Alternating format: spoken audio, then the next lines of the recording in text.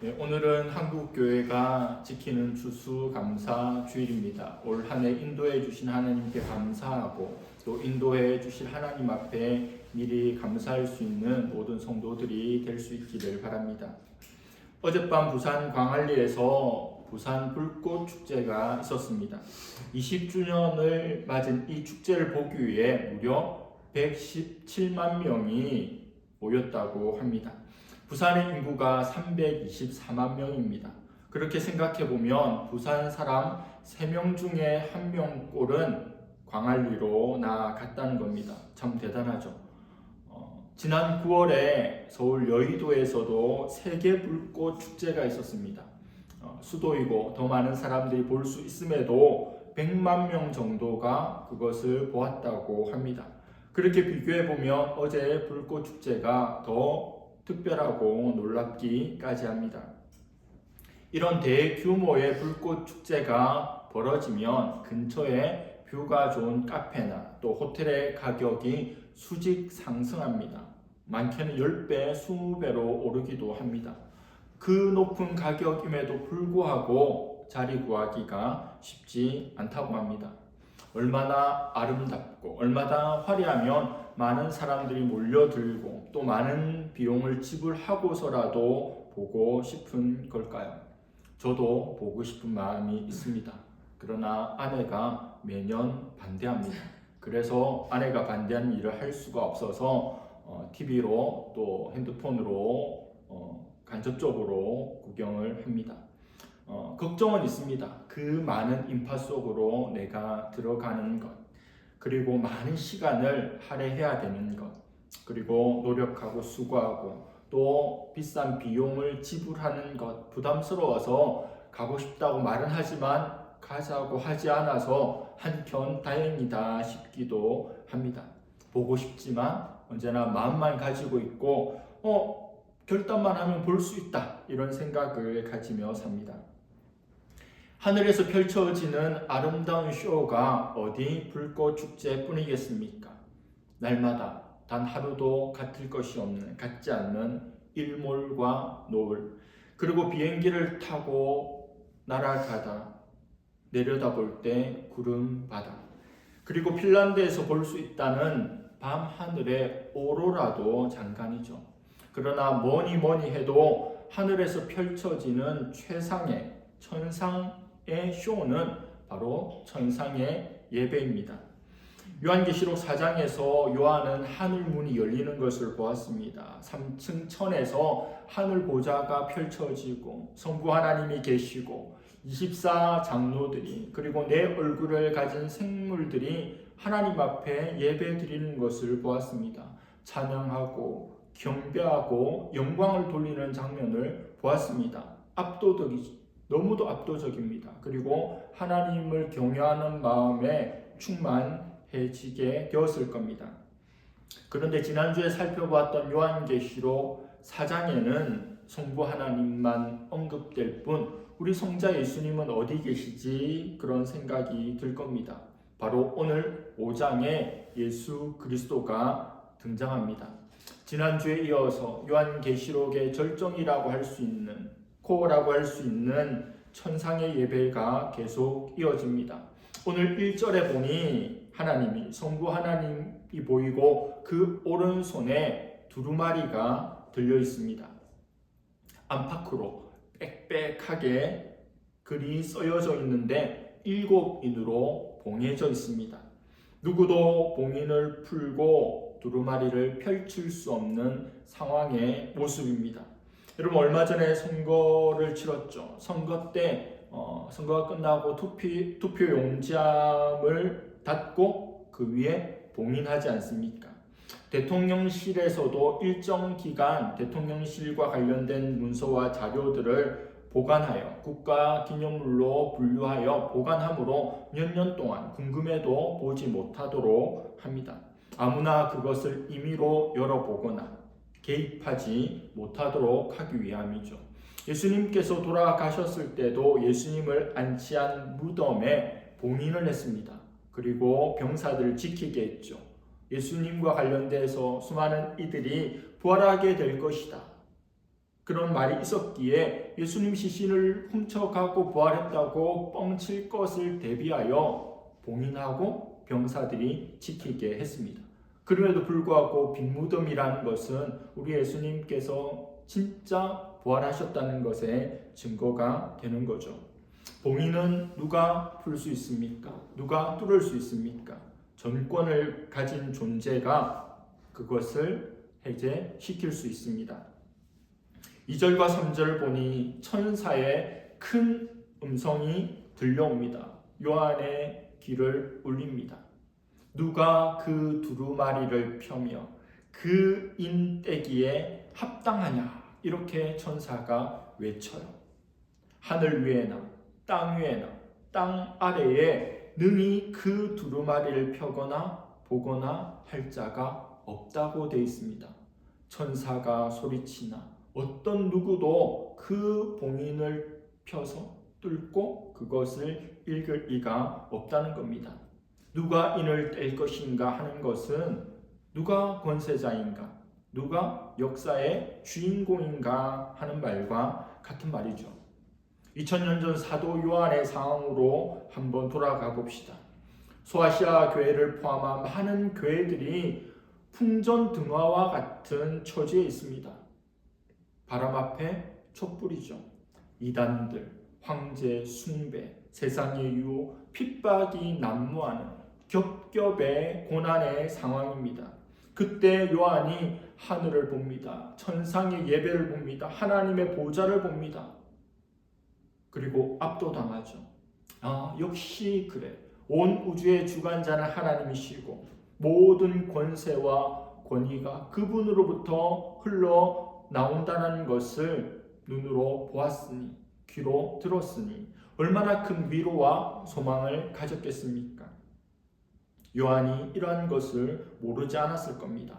그러나 현실이 너무 힘들고 어려울 때 하나님께서 우주 천상의 예배를 보여줌으로 요한이 소망을 가지고 그 소망을 또 다른 이들에게 전하도록 하기 위해서 하나님께서 보여주신 거죠.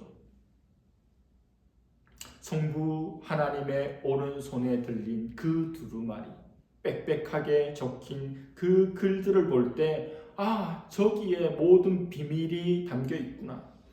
그 봉인을 속히 풀고 그 내용이 빨리 선포되기를, 들려지기를, 우리에게 소망이 되기를 바라는 마음으로 집중해서 보지 않았겠습니까? 아서왕의 전설에서 바위에 꽂힌 그 누구도 뽑을 수 없는 엑스칼리버를 뽑는 자가 왕이 된다는 그 내용이 나오듯이 검을 뽑아 왕이 되듯이 그 인을 해제하여 왕이 되는 왕이신 그 존재를 보고 싶은 마음이 충만합니다. 그런데 그 기대감이 그대로 실망으로 바뀌죠. 어떤 누구도 그것을 풀 수 없다는 겁니다. 하늘 위도 땅 위도 땅 아래도 어떤 누구도 그것을 해제시킬 수 없다는 메시지를 요한이 듣습니다. 요한이 보인 반응이 뭡니까? 크게 울어버립니다. 으앙 하고 통곡하면서 웁니다. 나이 든 할아버지가 절규하며 우는 것을 본 적이 있습니까? 얼마나 아프면, 얼마나 힘들면, 얼마나 안타까우면 그 연세에 그렇게 통곡하면서 크게 울까? 요한의 소망이 뭡니까? 지금 우리의 상황이 너무 절망적이고 고통스러워서 빨리 좀 메시지를 들려주시면 지금 고난당하는 교회와 성도들을 구할 수 있는 메신저가 되고 싶은데 어떤 누구도 그걸 풀 수가 없다는 겁니다. 여러분 한 번씩 해외 뉴스에 그런 게 있죠. 비트코인 포함 수많은 코인을 코인 지갑에 가상 지갑에 담고 있는데 그 사람이 죽어서 그 암호를 몰라서 그 수백억의 돈을 찾을 수 없는 거예요. 이 땅에 또 많은 스마트폰이 있지만 우리 아이폰의 보안이 너무 철저하잖아요. 애플사도 내 아이폰의 봉인을 해제할 수 없습니다. 그만큼 철저하게 보안을 지키는 거죠. 그 속에 너무너무 귀한 것, 소중한 것, 꼭 필요한 것들이 다 담겨 있어도 비번을 내가 잊어버린다면 그건 이 세상에 풀 사람이 없는 거예요. 그 두루마리의 봉인을 풀고 그 메시지를 어서 들어서 전하고 싶은데 그걸 풀 존재가 없다는 것은 너무도 큰 절망이죠. 할아버지 요한이 너무 애가 타고 답답하여 통곡하고 있습니다. 지금 고난당하는 교회와 고난당하는 성도들을 생각할 때 피눈물이 나는 겁니다. 그런데 울고 있는 요한을 위로하는 한 음성이 들려옵니다. 5절입니다.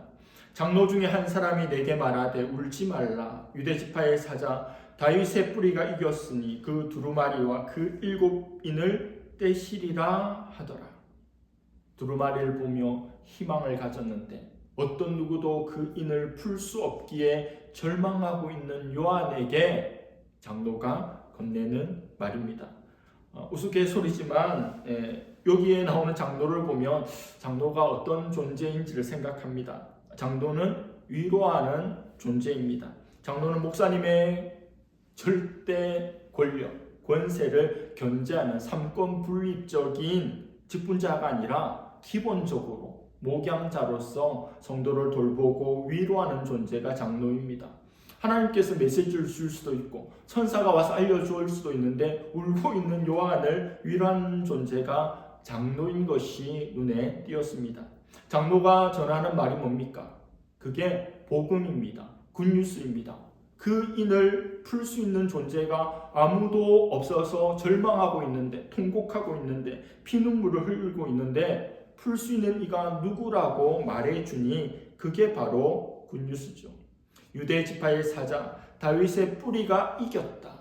그가 그 두루마리와 그 7인을 떼시리라 이렇게 말씀해 줍니다. 유다 지파의 사자가 누구입니까? 바로 예수 그리스도죠. 창세기 49장 9절에서 10절 말씀입니다. 유다는 사자 새끼로다. 내 아들아 너는 움킨 것을 찢고 올라갔도다. 그가 엎드리고 웅크림이 수사자 같고 암사자 같으니 누가 그를 범할 수 있으랴.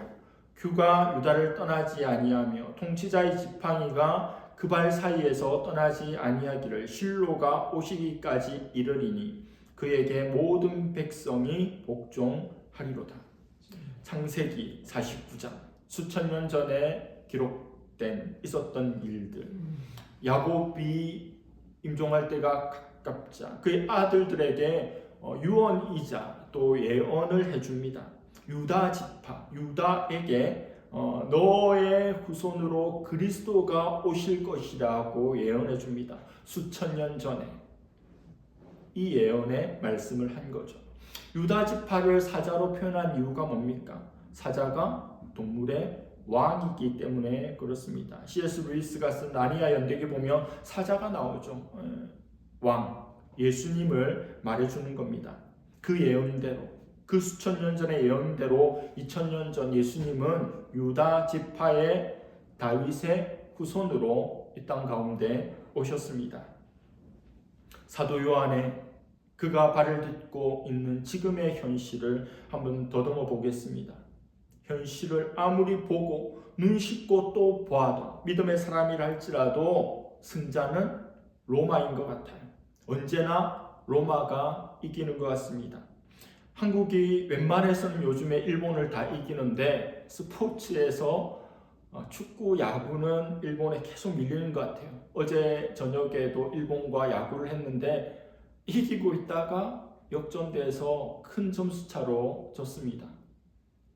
최근 기록이 10전 10패 10번 붙어서 10번 다 졌대요. 너무너무 안타깝죠. 사도 요한이 세상을 바라보는데 그가 사도이고 그가 예언자이지만 로마가 이긴 것 아니야 이런 생각이 들지 않겠습니까? 우리가 교회와 세상을 이렇게 저렇게 보아도 언제나 이기는 건 세상 같고 교회는 지는 것 같지 않습니까? 이 세상을 볼 때 어느 하나 성한 것이 없고 부패하고 타락한 것이 현실입니다. 세상 전부가 그렇고 교회는 깨끗한가? 교회는 거룩한가? 교회는 문제가 없는가? 그렇지 않습니다. 교회도 여전히 그런 일들이 있어서 정말 교회가 세상의 대안인가? 승리하는가? 이런 생각이 들죠. 강대국 중심의 질서와 다국적 기업들의 힘과 그 횡포들을 바라봅니다. 그런데 여러분, 세상 권력은 무상합니다. 곤불 10년을 가지 못해요. 아무리 대단하고 아무리 명성이 높고 아무리 끝발 날려도 100년, 200년 가기가 쉽지 않습니다. 세상의 모든 이들은, 권력자와 어떤 부자도 흥망성쇠가 있어요. 흥하고 망하고 성하고 쇠함이 있습니다. 그게 세상이에요. 가변적입니다. 그러나 우리 하나님은 어떻습니까? 우리 하나님의 말씀은 어떻습니까? 비록 값주고 사신 교회는 어떻습니까? 근본적으로 변함이 없어요. 그 불변의 이때는 우리가 될 수 있기를 바랍니다. 가변적인 세상에 이때면 우리도 가변할 수밖에 없어요. 그러나 우리가 할 수 있거든, 불변의 이때면 우리도 그런 존재가 될 수 있는 거 아닙니까? 우리가 어떻게 영혼의 세계로 갈 수 있겠습니까?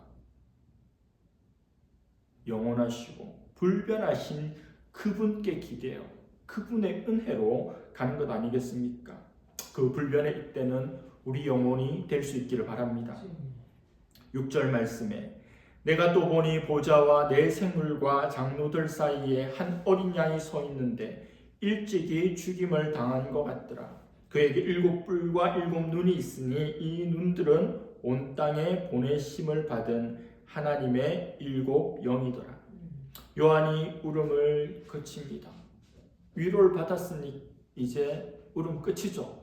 이를 뗄 이가 없어서 울었는데 뗄 이가 있다 하니 바로 울음 그칩니다. 웃음이 나죠. 울다가 웃게 됩니다. 무엇을 봅니까? 천사와 장로 사이에 어린 양을 봅니다. 일찍 죽임을 당한 것 같은 어린 양입니다. 7뿔이 있고 7눈이 있습니다. 성경에서 7은 완전을 뜻하죠. 뿔은 권세를 나타냅니다. 눈은 성령을 뜻하죠. 즉 어린 양이 모든 권세를 가진 존재라는 겁니다. 장로가 말한 그 존재, 그 어린 양의 모습으로 나타난 그가, 그 예수님이 모든 권세를 가진 주인공, 왕이시라는 거죠. 이쯤에서 막연하게 우리는 오늘 본문 속에 나오는 상징, 그리고 그것을 드러내는 수단을 통해 막연하게 얼핏 보면 기독교의 아이러니 하나를 보게 됩니다. 사자와 어린 양이 같이 등장하는 거예요. 사자는 동물의 왕이죠. 양은요, 그것도 어린 양은요, 맹수, 사자의 먹잇감에 불과합니다. 사자는 스포츠 영역에서도 힘이 강해서 마스코트로 선호되지만 양을 마스코트로 삼는 스포츠 구단은 없습니다. 강하디 강한 사자, 약하디 약한 양이 하나라는 거예요. 전혀 어울리지 않죠.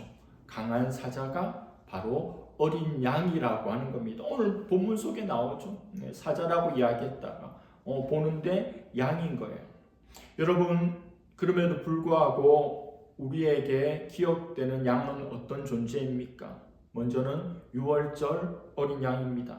이스라엘을 출애굽시킨 것은 애굽과 전쟁 한판 거창하게 해서 이긴 군사력 때문이 아닙니다. 사자의 담력이 있어서가 아니에요. 오직 믿음으로 문지방에 바른 유월절 어린 양의 피로 인함입니다.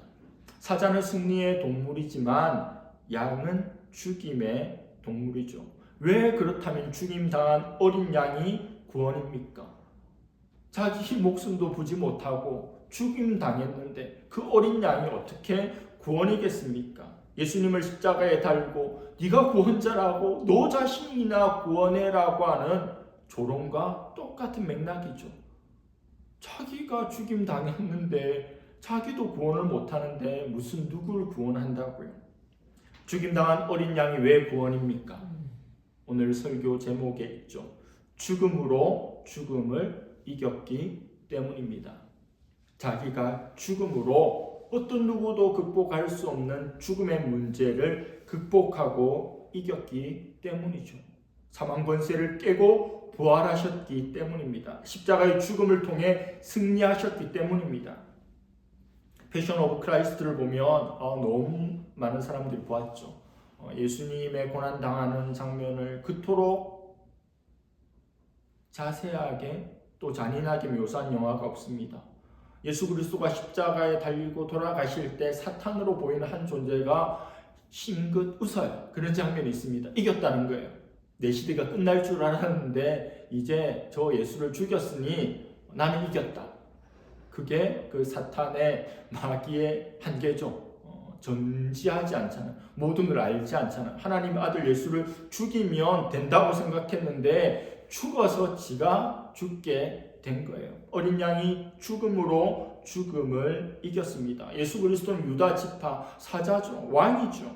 그러나 어린 양의 제물로 그 피를 제단에 뿌렸어요. 예수님은 어린 양을 지나 사자가 되셨습니다. 예수님은 지는 방식으로 이기셨어요. 세상 사람들은 십자가를 어리석다고 이야기하죠. 능력 없다고 이야기합니다. 미련하게 여겨요. 십자가는 세상의 눈으로 보면 완전한 패배입니다. 그러나 하나님의 눈으로 보면 완벽한 승리죠. 사람의 눈으로 보면 사탄이 이긴 것 같아요. 그런데 하나님의 눈으로 보면 예수님이 이기셨어요. 십자가로 사탄이 무너졌습니다.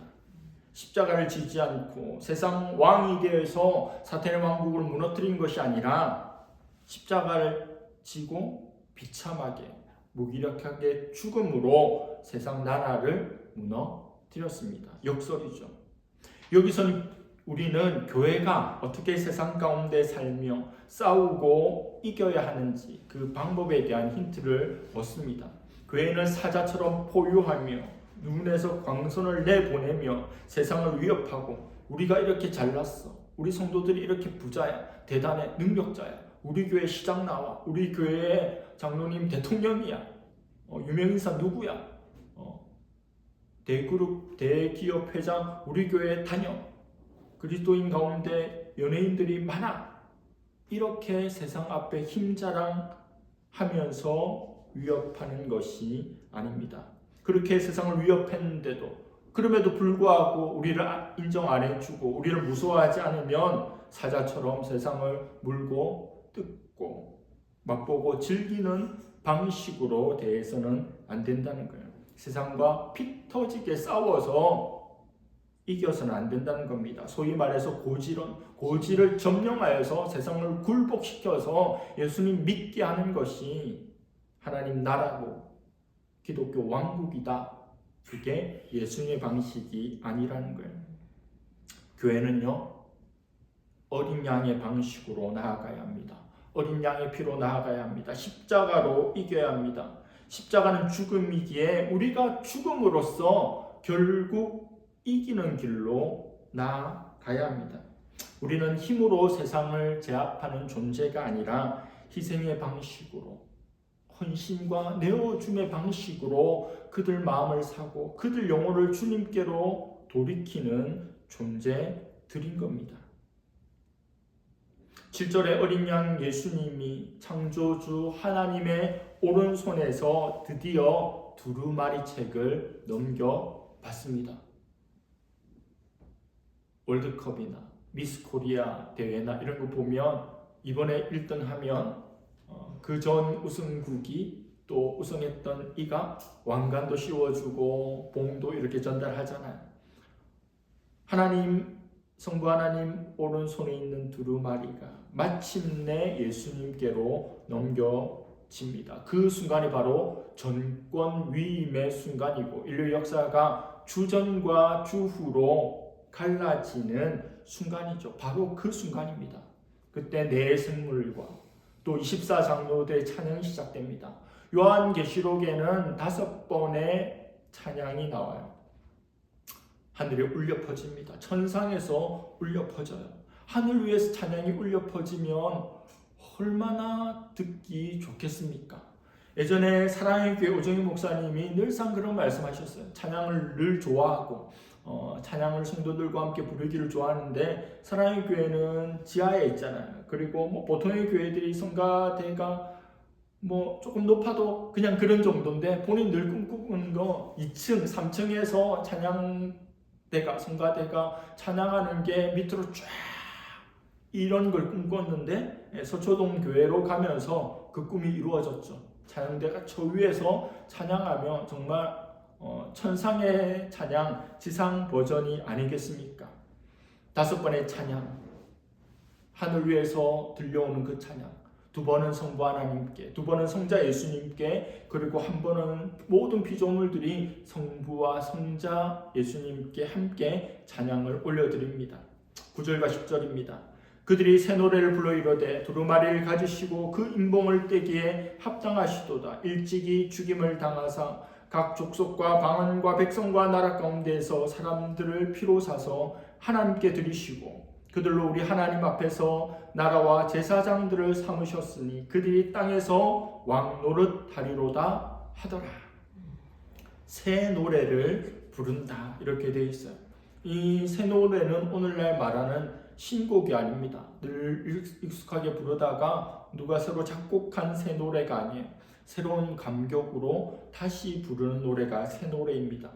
그들의 새 노래는 어린 양이 인떼기에 합당하신 분임을 확인하고 찬양하는 노래입니다. 그리고 말씀 속에 그 노래, 새 노래를 불러 영광을 돌리는 이유 3가지가 나와요. 첫째는 그가 죽임을 당하셨기 때문에, 그가 2번째는 사람들을 피로 사서 하나님께 돌리셨기 때문에, 셋째는 우리를 나라와 제사장으로 삼으셨기 때문입니다. 이런 구구절절한 이유 때문에 그 어린 양에게 새 노래를 온 피조물들이 부를 수밖에 없는 거예요.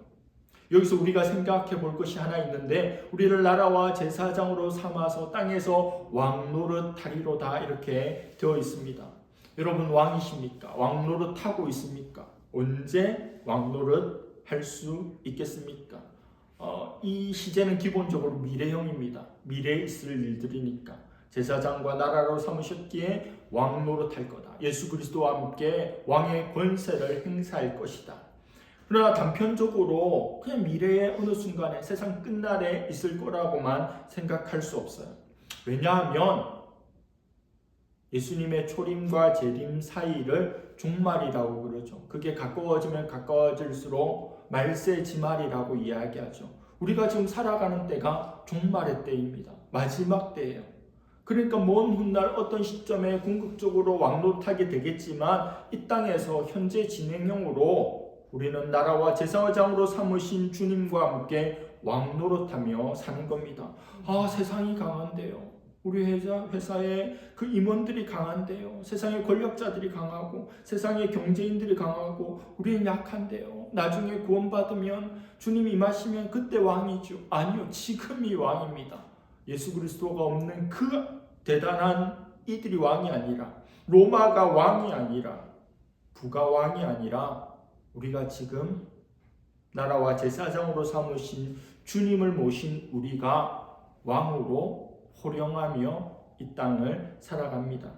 많이 배웠거나 적게 배웠거나 나의 지위와 위치가 중요한 것이 아니라 우리의 신분이 왕이에요. 왕의 자녀이고 오직 천상의 예배를 볼 때만이, 천상의 예배자가 될 때만이 그 감을 잃지 않고 주어진 특권을 누리며 살아갈 수 있습니다. 말씀을 준비하면서 개인적으로 위로를 받은 부분이 있는데, 교회라고 하는 것은 다양한 일들을 감당해야 되죠. 선교도 해야 되고, 전도도 해야 되고, 구제도 해야 되고, 교육도 해야 되고, 기도도 해야 되고. 근데 어떤 책을 보니까 교회의 본질은 예배라는 거예요. 아까 말했던 것들이 뭐 본질일 수 있겠으나 좀 부가적이라는 거예요. 선교도, 교육도, 구제도, 기도도. 교회의 본질은, 성도의 본질은 예배라는 거예요. 우리 교회가 개척한 지 몇 년이 지났지만 차고 넘치는 성도들이 있는 게 아니잖아요. 그리고 이런저런 많은 사역을 감당한 게 아닙니다. 그럼에도 불구하고 우리 교회는 예배를 드리죠. 하나님 앞에 예배자가 되어서 예배를 드립니다. 다른 모든 것은 할 수 없으나 본질인 예배를 드리며 하나님 앞에 나아가고 있다는 겁니다. 그 본질 속에 있으므로 감사를 드립니다. 여러분, 이 예배가, 이 천상의 예배가 언제나 눈에 보여야 합니다. 언제나 이 예배를 사모해야 합니다. 하나님의 하나님 되심으로 인해, 예수님이 예수님 되심으로 인해 우리는 예배 드려야 합니다. 예배는 옵션, 예배는 선택이 아니라 예배는 필수이고 우리의 본질이고 삶의 이유와 목적입니다. 온전한 예배자가 천상에서도 승리하고 지상에서도 승리하는 것입니다. 승리하는 주님의 용사들이 되기를 바랍니다. 어떤 방식으로요? 어린 양의 삶을 지나 사자의 삶으로 나아가 승리하는 그런 저와 여러분들 될 수 있기를 간절히 바랍니다. 기도하겠습니다. 하나님 아버지, 감사합니다. 요한계시록 5장의 말씀을 살피고 하나님의 은혜를 누리게 하여 주시니 감사합니다.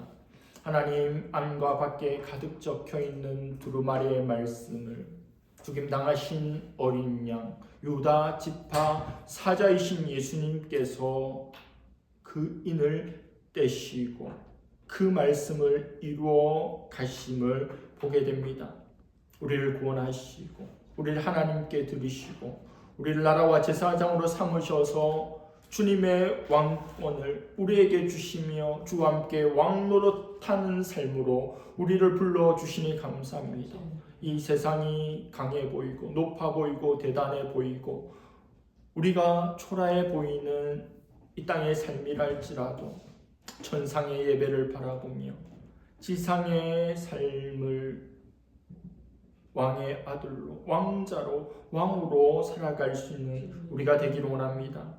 힘을 강하게 하고 더 많은 부를 가지고 더 많은 지식으로 이 세상을 예수 그리스도를 알지 못하는 이들을 밟아서 꽉꽉 눌러 죽이고 없애버림으로 군림하는 존재가 아니라 예수님이 그러하셨던 것처럼 자신을 내어주고 기다려주고 참아주고 헌신하고 희생함으로 그 영혼을 찾고 함께 손잡고 각 나라와 족속과 방언 가운데 하나님을 찬양할 그날을 바라보며 어린 양을 지나 사자가 되고 힘써 승리하는 우리 모두가 되게 하여 주시옵소서.